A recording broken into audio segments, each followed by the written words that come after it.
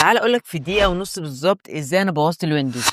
الحقيقه ان انا كنت عايز انزل ادبي فوتوشوب، بس للامانه معيش فلوس الاشتراك بتاعه، فقلت ان انا هكركه. دخلت على الموقع مش فاكر اسمه، هسيبه لكم دلوقتي. الموقع ده طلب مني يوتورنت عادي جدا، اعتقد الناس اللي بتستخدم فيد جيرل عارفه اليوتورنت ده كويس. الملف حجمه 5 جيجا ونص، نزل عادي والدنيا تمام. بسطته بقى اتسطب عادي وكل حاجه تمام.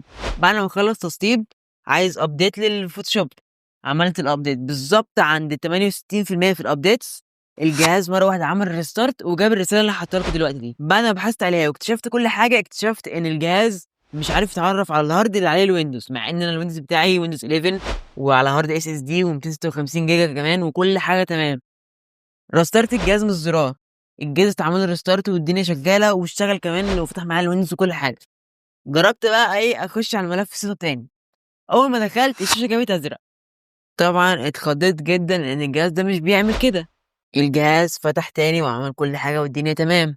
جيت اجرب كده اما اعمل سيت اب لاي حاجه موجوده في الجهاز، مسحت مثلا الاو بي اس، جيت عشان اسطبه، راح الجهاز مديني برضه وانا بسطب شاشه زرقاء. قلت الله ازاي ده بقى. راح داخل بقى على ايه، على ام اس اي افتر بيرنر، عايز اشوف درجه الحراره كام. دخلت على ام اس اي افتر بيرنر، عايز انزله تبع الجهاز، عايز اعمل اي حاجه وانا بعمل له سيت اب برضه شاشه زرقاء. الله، طب وبعدين قلت اما اخش طب من البايظ اشوف درجه الحراره كام. دخلت لقيت درجه الحراره 52، درجه حراره ممتازه كده، المشكله مش في القطع. جربت بقى انزل انتي فيروس اللي هو الافاست، كل الناس تبقى عارفاه.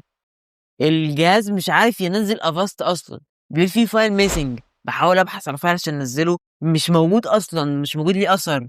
تمام، فاللي هو صباح الفل كده كل حاجه ضاعت ومضطر ان انا انزل نسخه جديده. النسخه اصلا اللي بص دي جديده عشان تبقوا عارفين، ففاضيه معلهاش اي حاجه. طب انا دلوقتي عايز انزل روفس، انزله ازاي؟ مفيش اي حل غير من على الجهاز تاني. تمام، والنسخه اللي معايا دي شغاله، بس في اي وقت تاني هتضرب على طول على طول من غير اي كلام. فنصيحه اوعى تنزل كراك، ولا انا هنزل كراك عامه. وهدفع منين ما اعرفش الصراحه، بس هدفع منين تاني برضه ما اعرفش، فصباح الفل يعني. بس كده يا جدعان.